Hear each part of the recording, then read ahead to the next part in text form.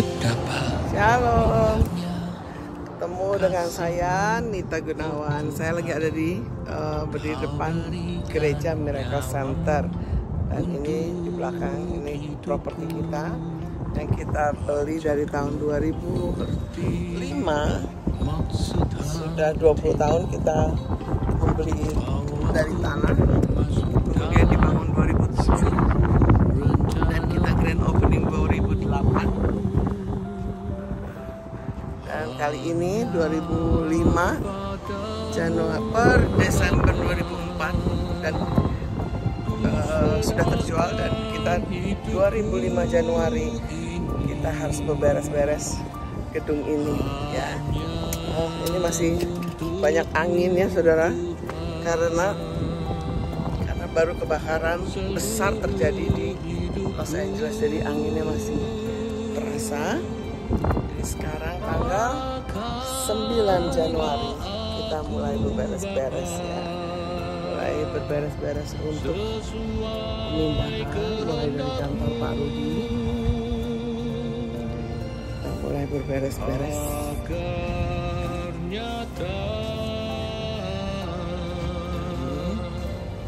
Kantor ya. Gereja.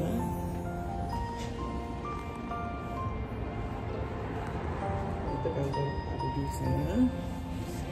Ya. Ya, makanya ini Pak Rudi, halo Pak Rudi. Kita lagi mau beres-beres. Selamat tinggal untuk mereka Sanda Silanjo. Terima kasih Tuhan 23 tahun.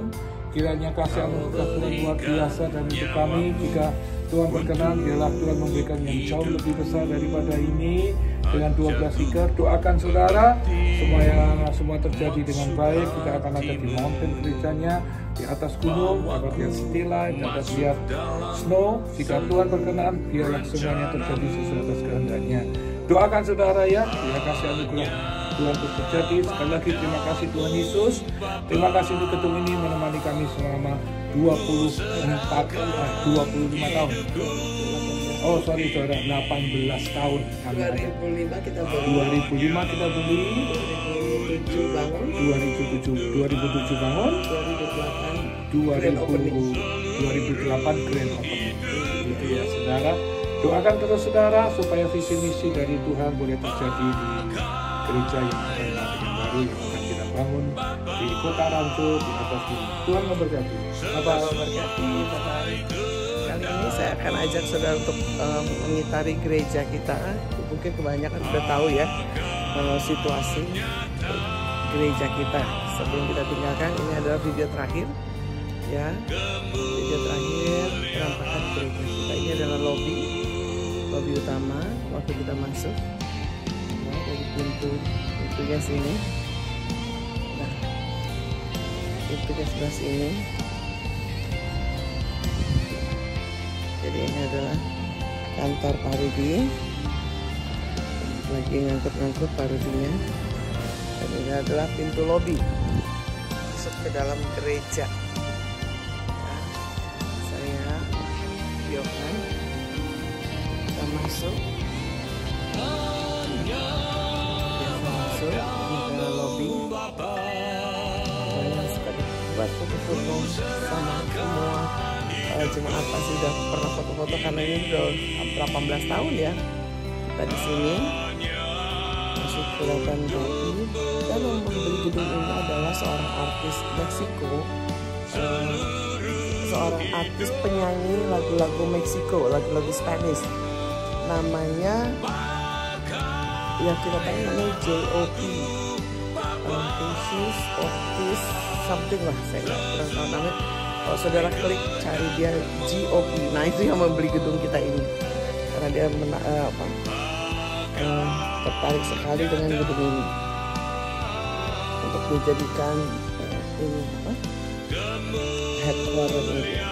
Ini suasana Natal karena ini adalah Januari 9. Kita Januari 9 atau Januari 8 ya sekarang? Saya udah lupa tanggal tuh. Tanggal berapa sekarang Dedi? Dedi tanggal berapa sekarang?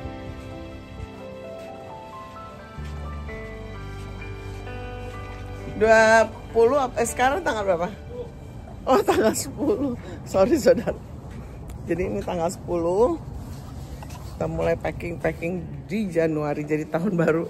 Karena terjualnya itu persis di malam Natal. Wah, hadiah Natal banget kali ya. Jadi, nah ini adalah fellowship kita, ya. Ini tempat fellowship, dimana kita makan, pesta, ulang tahun pernikahan. Jadi kita berkumpul bersandaria di sini. Memang kita buat seperti kerajaan surga. Konsep gereja kita ini adalah konsep kerajaan surga. Kita seperjamuan bersama, ya, di kerajaan surga. Jadi kita membuat konsep gereja ini adalah konsep gereja ini adalah punya Tuhan. Jadi makanya latar belakang mimbar kita itu adalah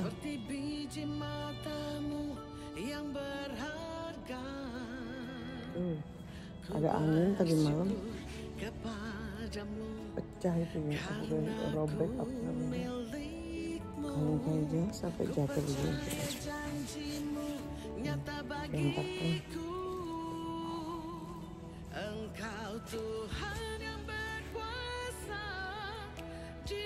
Nah, jadi konsepnya adalah kita sebuah kerajaan surga itu berbicara tentang kerajaan Allah. Jadi kita konsepnya adalah raja kita adalah Yesus Kristus. Jadi dia yang mempunyai rumah ini, sehingga kenapa ada pilar-pilar gitu ya. Karena kita konsepnya seperti itu, saudara, gereja ini. Jadi, nah saudara, sekarang kita ada di ruang makan. Ruang makan ini seperti tempat untuk berpesta, tempat untuk berkumpul jemaat-jemaat, dan kita mengadakan pesta ulang tahun, pesta Natal, pesta anniversary, pesta apapun di tempat ini. Kenapa konsepnya seperti ini? Karena kita membuat konsep gereja ini dulunya itu adalah konsep kita sampai sekarang sih ya.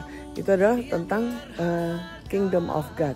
Jadi konsep gereja kita ini adalah kerajaan Allah, ya.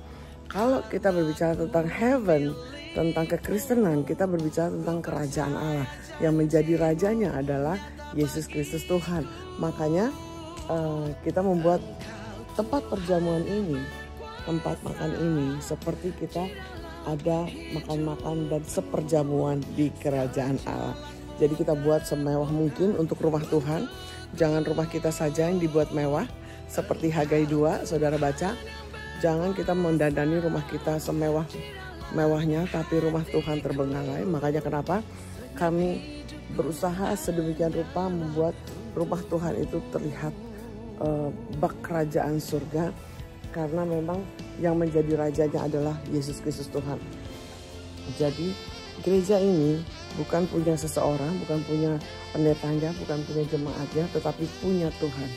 Itulah makanya konsepnya adalah kerajaan Allah.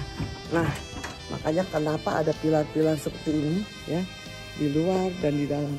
Karena memang kita konsepnya adalah kerajaan Allah. Nah, saudara kalau lihat ini ya, ini adalah sanctuary-nya.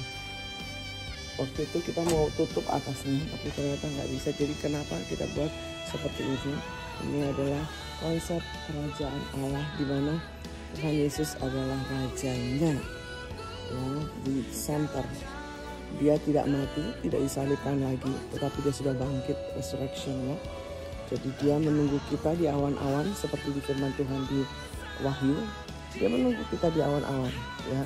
Saatnya nanti menjemput kita seperjamuan bersama Tuhan di kerajaan Allah.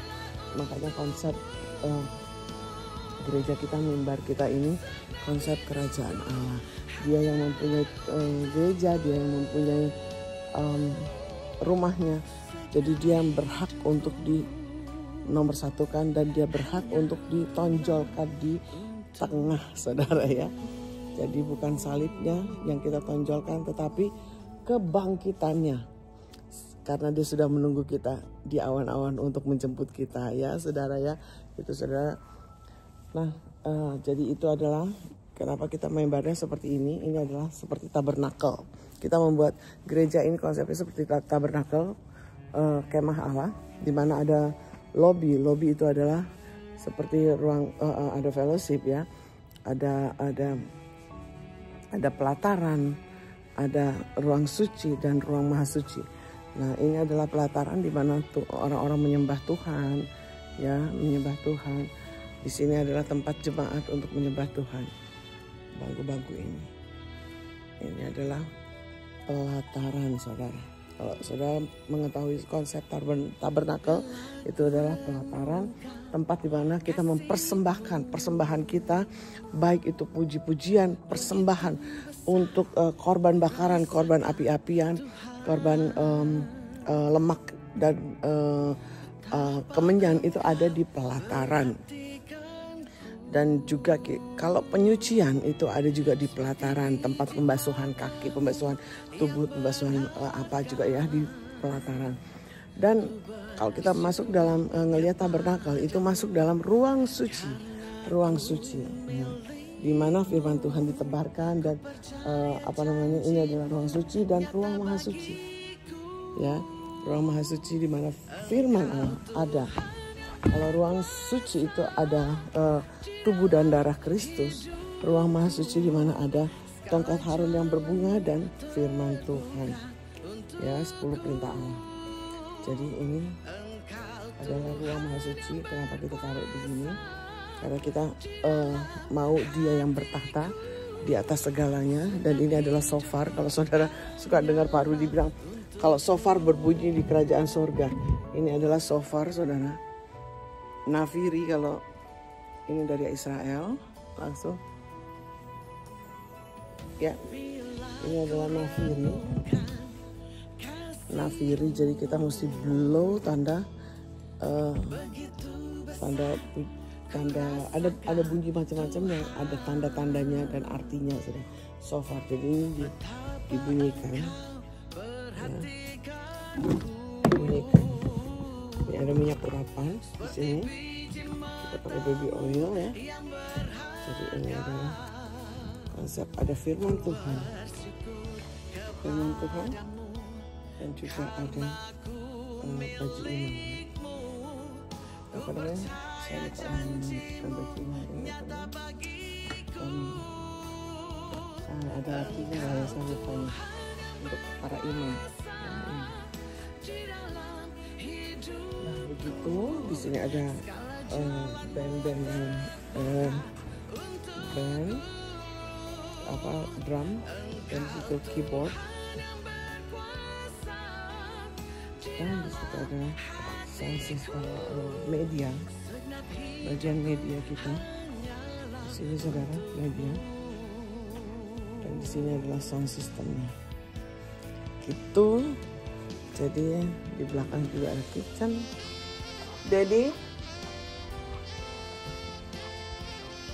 di situ ada lobby kedua, lobby 2 di situ. Ada panggung ada panggung di situ. Dan ada lobby kedua. Ini adalah terkunci. Tempat kopi, buat teh, dan segala lupa. Dan ini Sunday School. Ini Sunday School. Oke. Yang dulu ini kamar mandinya.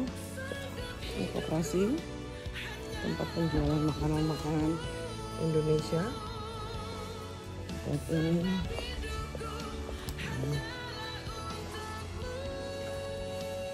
kamar mandi perempuan, wanita. Ini 1, 2, 3 ya.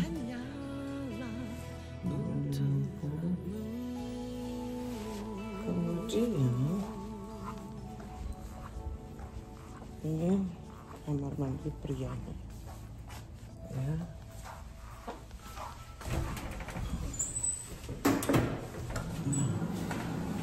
Kamar mandi pria.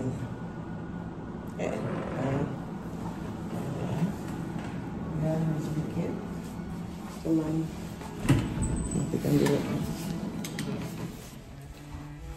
Begitu, ya. Jadi kurang lebih begitu tentang gereja Miracle Center. Kita mungkin kita percaya ini adalah rencana Tuhan, karena visi misi kita membangun, kita akan membangun di tanah yang lebih besar. Mungkin yang kita lagi sedang gumulkan supaya kita bisa membangun 7 gedung. Visi Tuhan yaitu membangun 7 gedung, dan itu sudah dijabarkan oleh Pak Rudi. Dan kiranya Tuhan mewujudkan dan merealisasikan apa yang menjadi cita-cita kita, apa yang menjadi visi misi kita, ya saudara. Jadi beginilah Miracle Center, gedung Miracle Center untuk yang terakhir kalinya saya videokan, dan saya menjelaskan apa yang menjadi konsep dari gedung gereja ini. Gereja kita yang baru nanti juga berkonsep kerajaan Allah, ya saudara. Kita bukan bersenter pada pendetanya, tapi bersenter kepada Tuhannya, gitu Pak. Ya, ada yang bisa ngomongin? Luar biasa perjalanan hidup di Amerika ini, saudara. Ya, kita bersukacita terus. Tuhan mau loncatkan kita di tempat-tempat, di level-level yang dimana nubuatan itu harus saya jalani. Sudah boleh dikatakan hampir 20 tahun nubuatan itu. Dan hari ini, inilah yang saya masuk. Almarhum mentor saya, Pak Petrus Agung, yang mengatakan Tuhan akan membawa kamu di mana orang yang tidak berani masuki, dan di mana orang tidak mau buat. Tetapi kamu akan masuk di area itu, dan kamu akan membuat itu hingga menunjukkan bahwa segala sesuatu kalau bisa mempercayakan dan mempercayai Tuhan, maka itu ada sesuatu yang besar yang bakal terjadi bagi anak-anak Tuhan yang mengasihi, yang mau dipakai, yang mau berkorban, yang mau menderita, yang mau bergumul bersama Tuhan. Maka inilah waktunya kami melangkah. Kami pun juga tidak tahu apa yang kita buat. Yang penting kami sudah ada tanah 12 acre. Dan inilah yang harus kita kerjakan bersama-sama.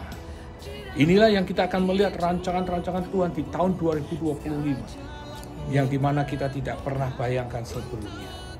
Maka dari itu, saudara, apa yang dikatakan firman Tuhan, apa yang tidak pernah kamu lihat dengan mata, apa yang tidak pernah kamu dengar dengan telinga, apa yang tidak pernah ditimbulkan hati manusia, Allah menyediakan bagi orang yang mengasihi Dia. Maju terus Miracle Center, bertumbuh kuat, bergumul, bersatu, gandengan tangan. Kita lihat pekerjaan Tuhan di tahun 2025 akan terjadi. Haleluya. Tuhan memberkati saudara. Maju terus Miracle Center. Seluruh jemaat yang ada di Indonesia, yang ada di Amerika, yang di YouTube, yang di Facebook, maju, dukung doa kami supaya kami akan melihat rancangan yang terbesar. Kalau orang-orang putih, orang-orang Amerika bisa membangun yang besar-besar, kenapa orang Indonesia ketakutan? Kenapa orang Indonesia tidak mampu? Kenapa orang Indonesia banyak tinggi? Lakukan sesuai dengan nubuatan-nubuatan yang disampaikan Tuhan dalam kehidupan setiap hamba-hamba Tuhan. Jalanin, percaya, maju, sekalipun ada rintangan, bersama Yesus kita lakukan perkara besar. Tuhan memberkati saudara, sampai ketemu di tempat yang baru. Haleluya, amin. Baik saudara, segitu. Jadi ini pesan dari Pak Rudi, senior pastor Miracle Center. Tuhan Yesus memberkati.